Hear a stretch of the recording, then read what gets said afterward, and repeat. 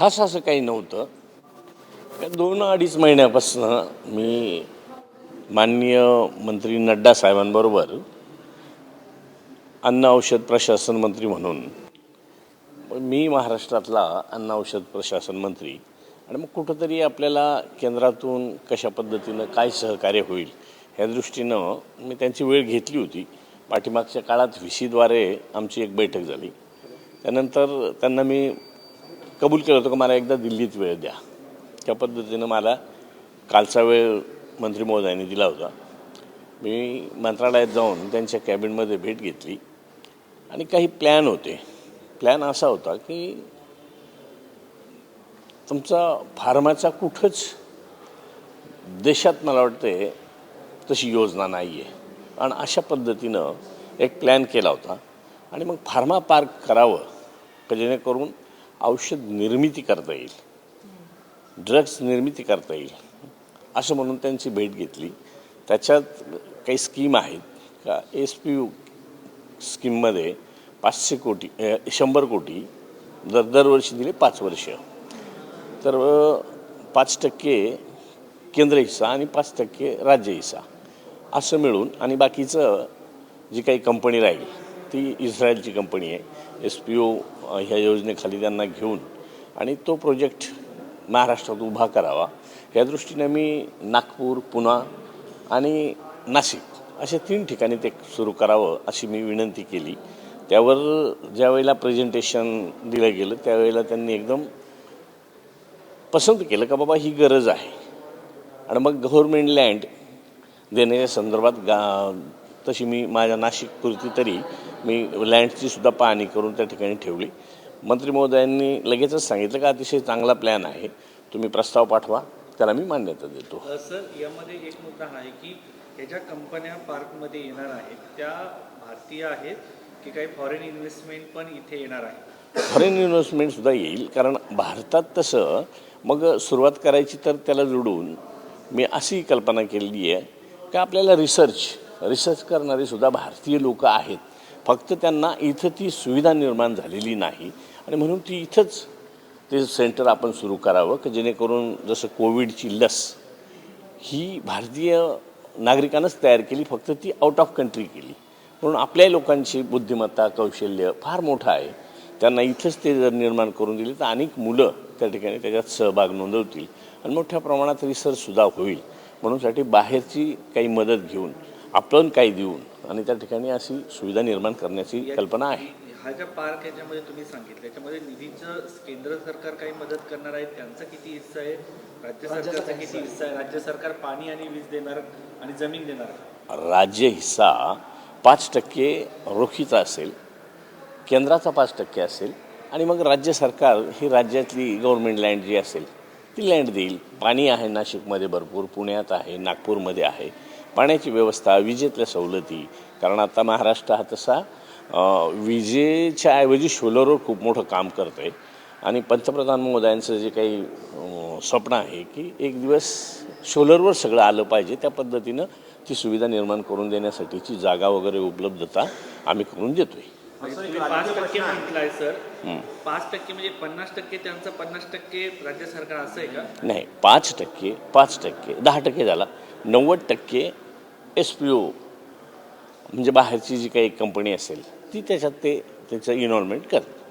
एक राजकीय प्रश्न आहे सर, आज रोहित पवार आणि दिल्ली पत्रकार परिषदेची आजही त्यांनी वक्तव्य केलं की हा संपूर्ण जो अजित पवारांचा जो अपघात झालेला आहे विमानाचा त्यामध्ये घातपात आहे, त्याचे अनेक त्यांनी उदाहरणं दिलेली आहेत, अनेक पुरावे दिलेले आहेत, त्याची कसून चौकशी व्हावी आणि परदेशी एजन्सी आणि भारतीय एजन्सी मार्फत व्हावी, यावर आपली काय प्रतिक्रिया? त्या संदर्भात मुख्यमंत्री महोदयांनी त्याच प्रश्नाचं उत्तर देताना का कुठल्याही प्रकारचं कुठं हेवा न करता झालेलं नुकसान हे नुकसान आहे, महाराष्ट्राचं नुकसान आहे, देशाचं नुकसान आहे. अजितदादांचं जाणं हे एका कुटुंबापुरतं सीमित नसून कुटुंब तर आहेच आहे, पण एक राज्य देश पातळीवरचं एक खंबीर आणि रोखठोक नेतृत्व गेल्याचं सगळ्यांना त्याची जाणीव व्हायला लागलेली आहे.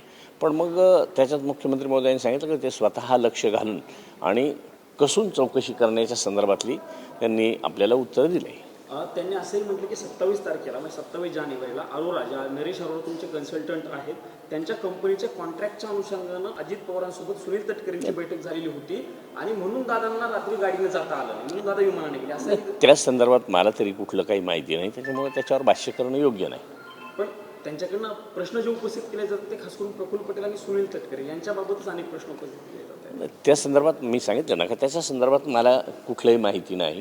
ते वरिष्ठ नेते आहेत, ते त्यांच्या पद्धतीनं जे काही हे सगळं प्रकरण आहे ते हँडल करतात. खूप चर्चा आहे की सुनेत्रा पवार यांना राष्ट्रीय अध्यक्ष करण्यात यावं, तुमचं काय मत आहे? नाही, त्या संदर्भात शेवटी वरिष्ठ आहेत, मग प्रफुल्ल पटेल साहेब आहेत, तटकरे साहेब आहेत, भुजबळ साहेब आहेत, जर सांगतात की सगळेजण तो योग्य असा निर्णय घेतील. नाही, पण तुम्ही जेव्हा सांगतात की उपमुख्यमंत्री पदाचा निर्णय व्हायला पाहिजे त्यावेळेस तुम्ही निर्णय जाहीर करताना आता म्हणतात की वरिष्ठांनी निर्णय घ्यायला पाहिजे, म्हणजे असं आहे, त्यावेळेला एक जनतेतली त्या शोककळा असताना सुद्धा जनतेतली जी प्रतिक्रिया होती ती मी ती बाहेर आपल्या माध्यमातून मांडली होती. पण आता जनता म्हणत नाही की सुनेत्रा पवार यांना राष्ट्रीय अध्यक्ष करा. नाही, जनता म्हणते नाही म्हणत, पण शेवटी हा पक्षाच्या प्रमुखांचा निर्णय आहे, सगळ्या आमदार खासदार महोदयांचा निर्णय आहे, त्या पद्धतीने योग्य निर्णय होईल. तुम्हाला नाही वाटत की वैयक्तिक का सुनेत्रा पवार ह्या राष्ट्रीय अध्यक्ष काय होतं, मी काय पुन्हा तेच सांगतो, वरिष्ठ म्हणले आणि त्याच्यातला पाठीमागचा पार्ट म्हणला तर मग आम्ही आहोतच ना. वरिष्ठांनी निर्णय घेतला त्याला आम्ही होच म्हणणार आहे. खूप चर्चा आहे पण आज एक पवार मुद्दा यांना आहे की सुरुवातीला जेव्हा उपमुख्यमंत्री व्हावं असं तुम्ही जनतेच्या याने पाठिंब्याने म्हणता, पण जेव्हा राष्ट्रीय अध्यक्षाचा विचार येतो तेव्हा तुम्ही म्हणतात की पक्षाचा विचार करता. मी आज तो दिवस तो होता, तो एक शोकाचा दिवस होता, सहानुभूतीचा दिवस होता आणि त्या पद्धतीने जनतेची प्रतिक्रिया मी तिथं मांडली. आता मला वाटतं आज मी ज्या कामासाठी आलो त्याच्यावरच आपण मला विचारलं तर बरं राहील का. मी जसं म्हणजे पुढचं सांगून ठेवतो का, मी आदिवासी विकास मंत्र्यांना भेटलो, मी प्रतापराव जाधव साहेबांना भेटलो, त्यांच्याकडं आयुष मंत्रालय आहे, आयुर्वेद मंत्रालय आहे, आणि मग आदिवासी ग्रामीण टच, जंगलात राहणारी लोक यांचा टच हा आयुर्वेदाशी फार मोठ्या प्रमाणात आहे. आणि म्हणून त्या कल्पना मी त्यांच्यासमोर मांडल्यावर त्यांनाही त्या पसंत पडल्या. त्यांनी काही आयुर्वेदाची जी काही जुनी जाणकार लोक होती त्यांची काहींची पुस्तकं आहेत, पण फार थोड्या प्रमाणात, म्हणून ही दंतकथा म्हणून म्हटली जाते. पण आजही अनेक इलाज हे खात्रीनं साईड इफेक्ट न होता आयुर्वेदातून लोक बरे होतात, ह्या दृष्टीने त्यांनी मान्य केलं आणि 100 दवाखाने तरी आपण महाराष्ट्रात सुरू करावेत अशा पद्धतीची त्यांनी सपोर्टिव्ह उत्तर किंवा अशा त्या ठिकाणी आम्हाला दिलेली आहे. या संदर्भात जसं तुम्ही आता आयुर्वेदासंदर्भात सांगता, आयुर्वेदाचे जे औषधं मिळतात त्यासाठी अधिकृत मेडिकल सेंटर नाही आहे, ते औषधालय आहे, त्याची ऑथेंटिसिटी नसते, काही औषधाचे परिणाम काय तेही होत नाही, आणि तुम्ही ज्या पद्धतीने सांगतात की आदिवासी भागामध्ये खऱ्या अर्थानं ही औषधे सापडतात नाही, म्हणूनच ते कुठंतरी त्याच्यातले घटक काय आहेत किंवा त्याच्यातलं प्रमाण किती असावं ह्या गोष्टी काही माहीत नाही, पण त्याचा साईड इफेक्ट फारसा होत नाही हे आपणच सगळेजण म्हणतो. म्हणून एक जसं आयुर्वेद कॉलेज आहेत त्यांच्याबरोबर ह्या लोकांना जोडून यांचं काही मार्गदर्शन घेऊन ती जी काय आजच्या शिक्षणात असलेली मुलं त्यांनी त्याच्यावर रिसर्च करून हे दोघांची सांगड घालून चांगल्या पद्धतीनं काम उभं करता येईल अशी एक कल्पना आहे. पण आदिवासी भागामध्ये काही अशा पद्धतीचे आयुर्वेदिक कॉलेज वगैरे उभं करण्याचा विचार आहे का? कारण फक्त हे सगळे चर्चेचा भाग होतो, प्रत्यक्षात आदिवासी विभागाला काही मिळत नाही, आदिवासी मंत्री मालामाल होतात, पण आदिवासी वर्षानुवर्षे त्या स्थितीत जातात. मालामाल होतात असं म्हणण्यापेक्षा त्यांना आम्ही जेव्हा सुचवलं त्यावेळेला त्यांनी ज्या पद्धतीनं सपोर्ट केला किंवा ज्या चर्चेत सहभाग घेतला, तर मला वाटतं ती सुरुवातच तिथून करावं लागणार आहे. काय जसं आपण सांगितलं आयुर्वेद कॉलेज सुरू करावं लागणार आहे, त्या पद्धतीनं त्यांची तयारी राहील. महाराष्ट्रात देखील आम्ही मुख्यमंत्री महोदयांना सांगून आणि ते सुरुवात करू ना. झिरवाळ साहेब, तुम्ही अजितदादांच्या खूप क्लोजपैकी एक राहिलेले आहात आणि हे महाराष्ट्राला माहिती आहे. दादांनी कधी या संदर्भामध्ये चर्चा केली होती की आपण शरद पवार यांच्या पक्षासोबत जातोय, एकत्र येतोय, अशी काही चर्चा झाली? नाही, अशी चर्चा कधी अशी आमच्यापर्यंत तरी आलेली नाही, पण लोकांमधून अंदाज लावला जायचा का हे एकत्र येण्याच्या संदर्भातली चिन्ह का, जसं जिल्हा परिषद नगर परिषदा ह्या इलेक्शनांमध्ये ज्या पद्धतीनं टोकाचा विरोध होता तो थोडासा नॉर्मल होऊन आणि त्याची सुरुवात झाली होती. त्याच्यामुळे अशी लोकांमध्ये चर्चा होती का बाबा एकत्र येणार आहेत. बाकी माझ्यासमोर तर माझ्याशी काही चर्चा अशी वैयक्तिक झालेली नाही. पुणे जिल्हा परिषदेमध्ये बहुतांश लोक हे घड्याळावरती लढलेले आहेत. आता एकत्र येणार आहेत, तुम्ही सोबत लढा आणि खूप कमी लोक खास करून ते तुतारीवरती लढलेत आणि सगळ्यांना सांगण्यात आलं होतं की आपण एकत्र लढणार आहे. दादांनी काही लोकांवरती जबाबदारी दिली होती, याचे मेसेजही आम्ही बघितलेत. त्या लोकांचं पुढे काय आता, जे घड्याळावरती लढून आलेत, जे शरद पवार यांच्या पक्षामध्ये होते, त्यांचं भवितव्य काय असणार? नाही, आता त्यांनी निर्णय घेताना कोणाच्या मागणीनुसार सांगण्यानुसार घेतला असेल, काय असेल, पण शेवटी जे घड्याळाबरोबर असतील त्यांना घड्याळाचे नेते लोक सहकार्य करतीलच. आणि जे तुतारीचे होते शरद पवारांचे, ज्यांनी तो घड्याळ तो हातात प्रश्न नंतरचा आहे. धन्यवाद.